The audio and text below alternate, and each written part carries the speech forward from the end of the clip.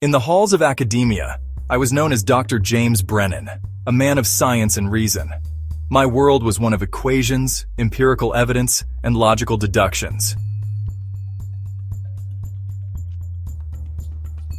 But on that fateful day, everything I thought I knew was shattered in an instant. The rapture of the Bible came, and I was left behind.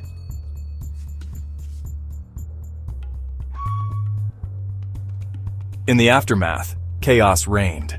People vanished before my eyes, leaving only empty clothes and unanswered questions. My mind, trained in logic and empirical evidence, scrambled for explanations. I pored over scientific journals, consulted with colleagues, searched for any rational explanation for this impossible event.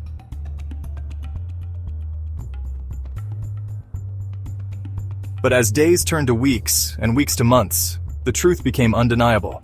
This was beyond science, beyond reason, beyond anything I had ever believed possible.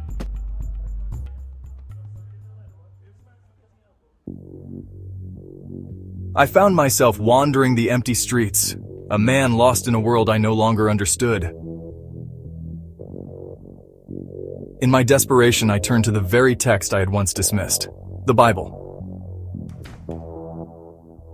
I spoke with the new faithful, those left behind who did not believe before the rapture, but now cling to their faith with unwavering certainty.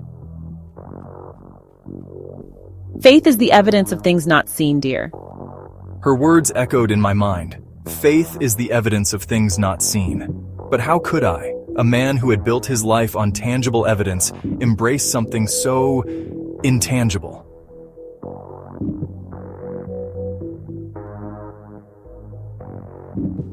The internal struggle tore at me. Rational thought warred with a growing sense of something greater, something beyond my understanding. I was standing at the precipice of something vast and unknown, and it terrified me.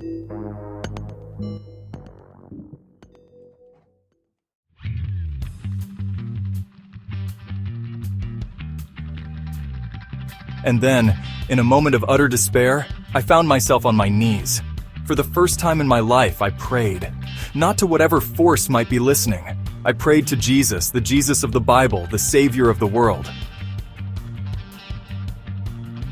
In that moment of surrender, something extraordinary happened. A warmth flooded through me, a sense of peace I had never known.